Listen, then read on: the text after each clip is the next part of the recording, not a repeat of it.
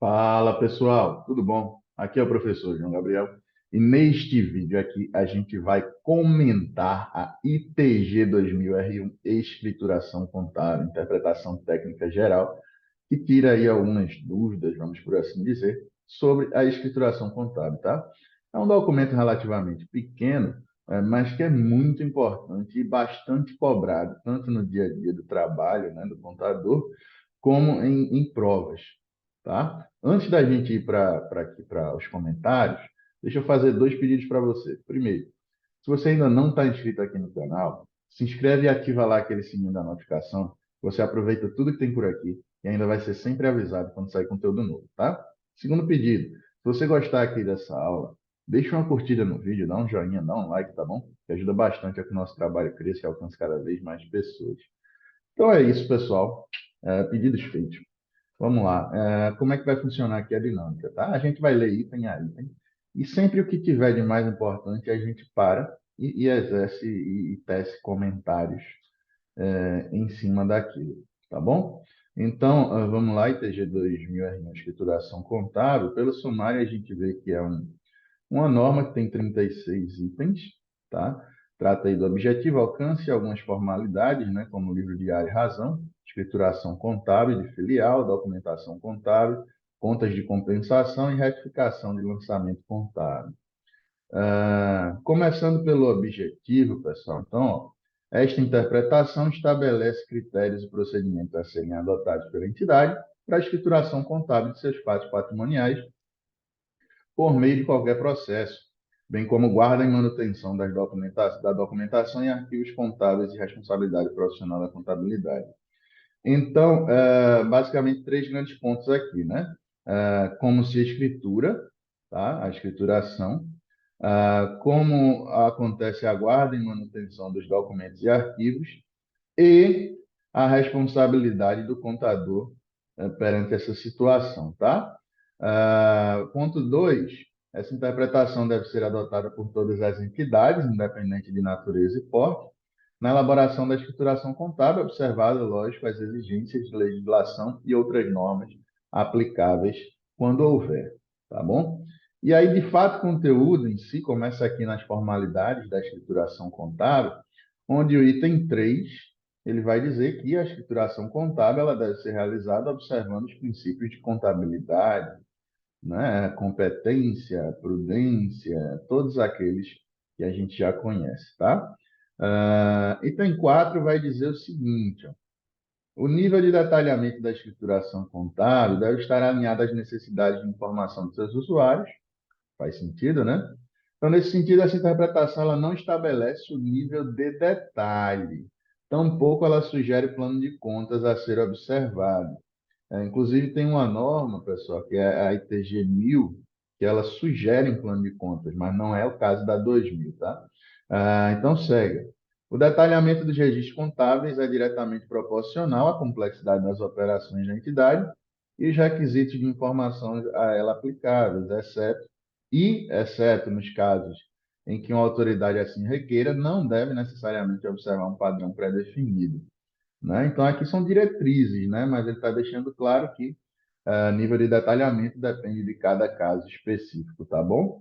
Ah, ponto 5 já começa aqui a trazer algumas coisas interessantes a nível de escrituração, né? Então, ela deve ser executada, primeiro, em idioma e moeda corrente nacional, né? Então, em português e na moeda real, tá? Em forma contábil. A escrituração também deve obedecer a ordem cronológica de dia, mês e ano. Isso aqui principalmente se aplica a diário, né, em razão, tá? A escrituração deve ter ausência de espaços em branco, entre linhas, borrões, rasuras ou emendas, né, no seu documento, para evitar fraude, né? E também a escrituração com base em documento de origem externa ou interna deve ser feita, ou, na sua falta, algum elemento que comprove ou evidencie os fatos contábeis. Então, tudo que está sendo lançado deve ter um elemento comprobatório, tá? Seja ele de origem externa ou interna, tá bom?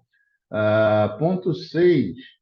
A escrituração em forma contábil que trata o item 5 deve conter no mínimo, então, a estrutura mínima, a data do registro contábil, né, do que fato ocorreu, conta ou contas devedoras, conta ou contas credoras, importante que esteja nesta ordem, principalmente se for lançamento de diário, né?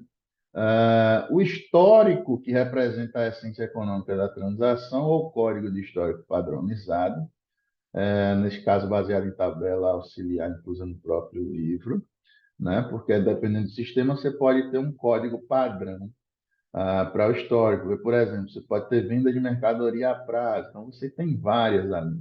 Então você cria um código de histórico, né, dentro do seu sistema e aí você lança esse código que pode ser utilizado principalmente em lançamentos que se repetem bastante, tá?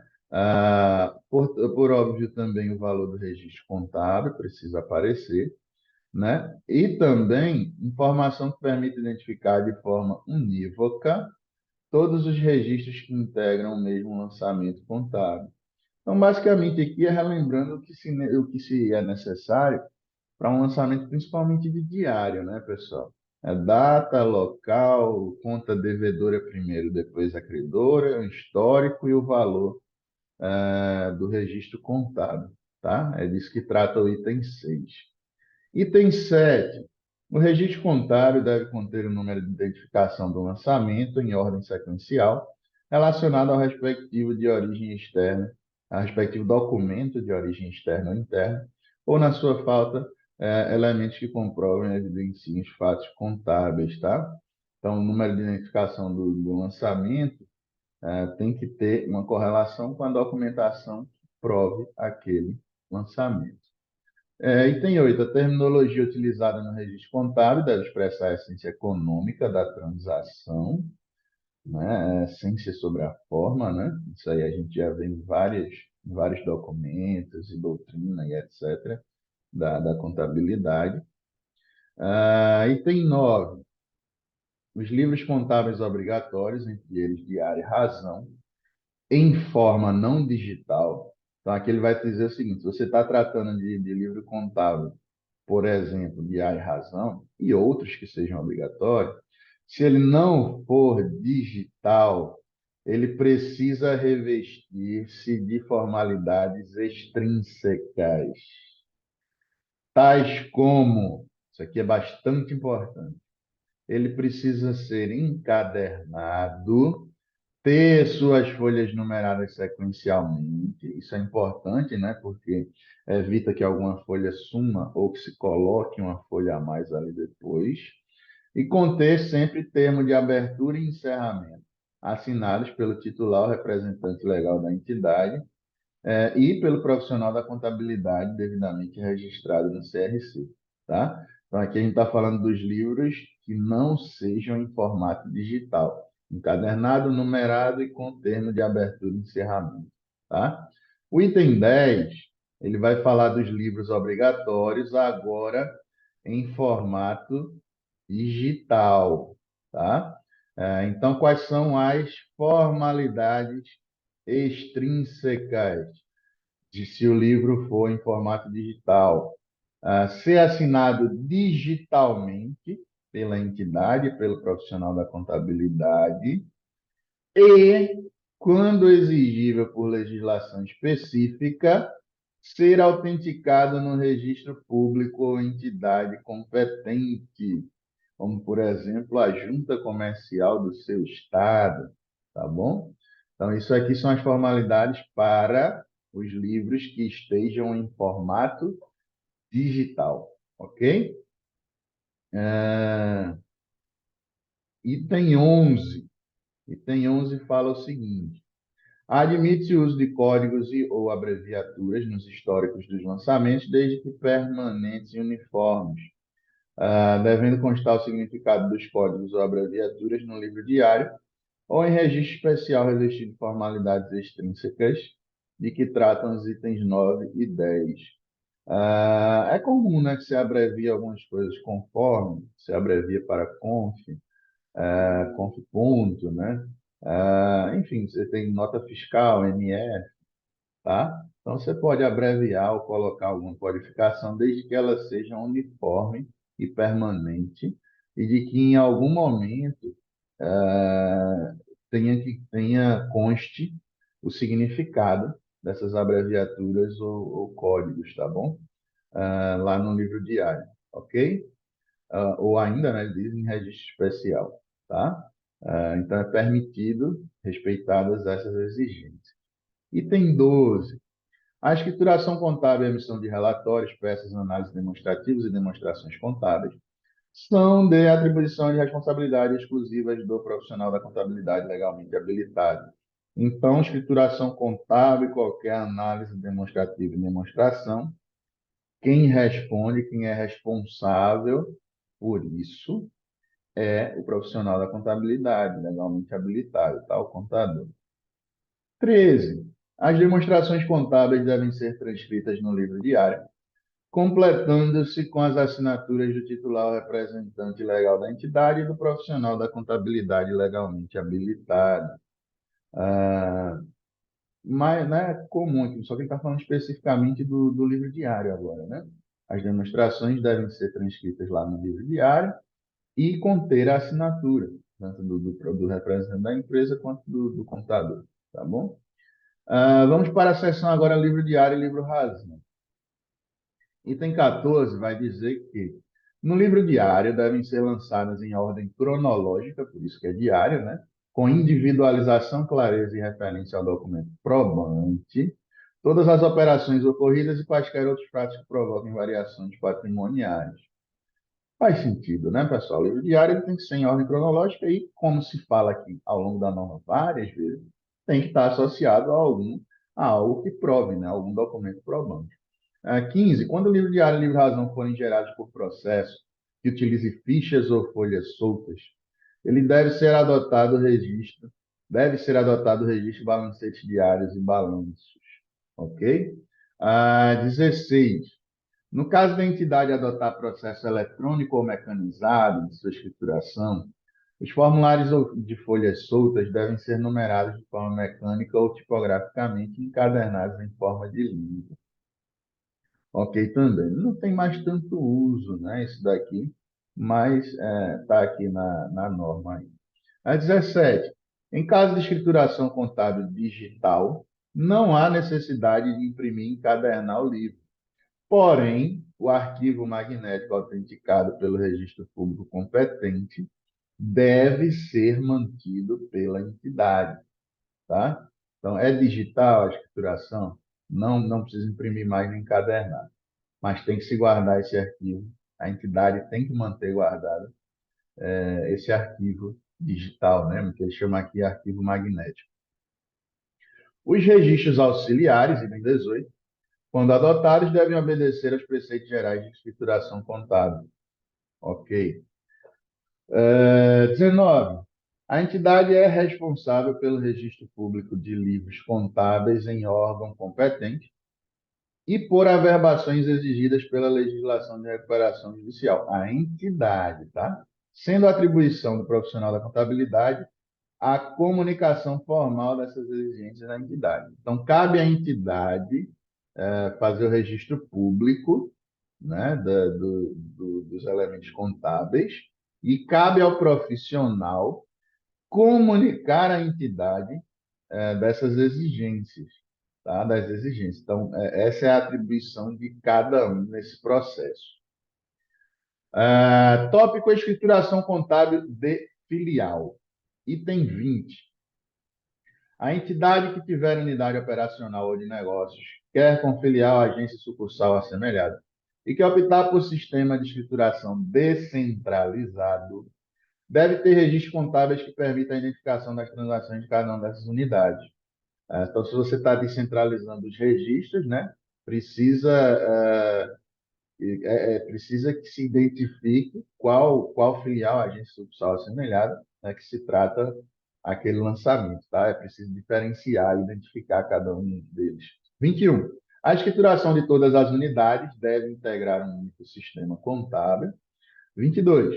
A opção por escrituração descentralizada fica a critério da entidade. 23. Na escrituração descentralizada, deve ser observado o mesmo grau de detalhamento dos registros da matriz. Então, meio que é um reflexo, é um espelho, é uma cópia da matriz, né?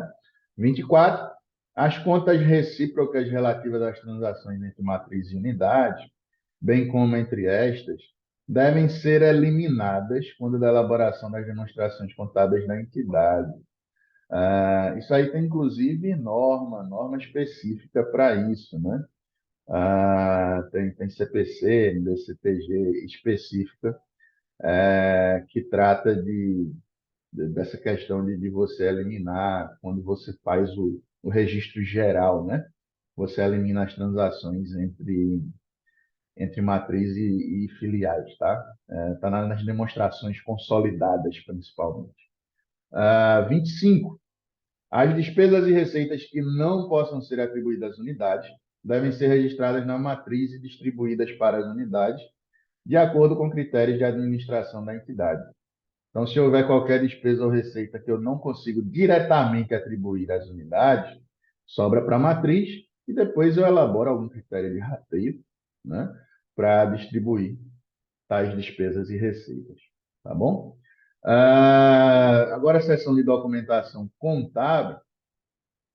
Seção de documentação contábil, vamos para o item 26, que diz o seguinte: documentação contábil é aquela que comprova os fatos que originam lançamentos na escrituração da entidade e compreende todos os documentos, livros, papéis, registros e outras peças de origem interna ou externa que apoiam ou componham a escrituração. Então, esse conceito de documentação contábil é muito importante. Está na dúvida se é uma documentação contábil nos termos da norma, então confere aqui esse conceito, tá? Então, ó, serve qualquer documento, livro, papel ou registro ou qualquer peça que apoie e compõe a escrituração. Isso vale tanto para o dia a dia, quanto também para a questão de questões de concurso, se cobra bastante também esse conceito de documentação contábil, tá?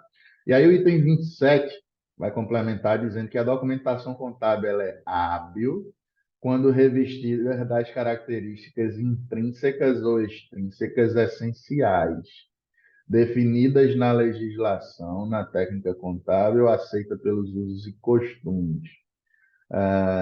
E 28 vai dizer que os documentos em papel podem ser digitalizados e armazenados em meio magnético, desde que assinados pelo responsável pela entidade e pelo profissional da contabilidade regularmente habilitado, devendo ser submetido ao registro público competente. É aquela história, não está originalmente de forma digital. Eu posso digitalizar? Posso, seguindo essas orientações que o item 28 nos traz. Tá? A seção de contas de compensação agora, itens 29 e 30. 29 diz que contas de compensação constituem sistema próprio de controle e registro dos fatos relevantes, que resultam em assunção de direitos e obrigações da entidade, cujos efeitos materializar-se-ão no futuro e que possam se traduzir em modificações no patrimônio da entidade. 30. Exceto quando de uso mandatório por ato de órgão regulador, a escrituração das contas de compensação não é obrigatória. Nos casos em que forem utilizadas, a entidade deve assegurar-se que possui outros mecanismos que permitam acumular as informações e, de outra maneira, estariam controladas nas contas de compensação. Ok? E aí a gente vem, ó, para a parte de retificação de lançamento contábil, parte bastante importante também, tá? Tanto para o dia a dia quanto para a questão de quem estuda aí para provas. Então, o item 31 vai dizer o seguinte: a retificação de lançamento, o que é isso? É o processo técnico para correção de registro realizado com erro na escrituração contábil.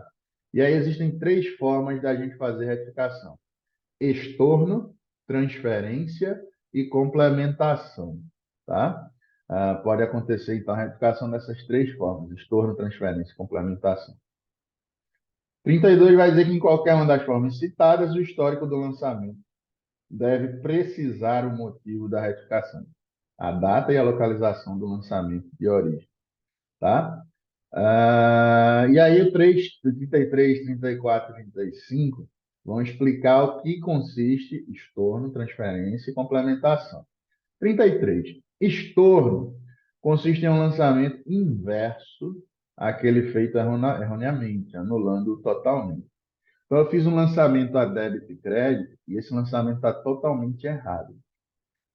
Então, eu credito onde eu debitei e eu debito onde eu creditei, e aí, ó, eu anulo a situação, né? Eu zero, eu anulo aquele lançamento. Então, é feito um estorno. Ele volta ao estágio inicial, tá? 34. Lançamento de transferência é aquele que promove a regularização de conta indevidamente debitada ou creditada por meio de transposição do registro para a conta adequada.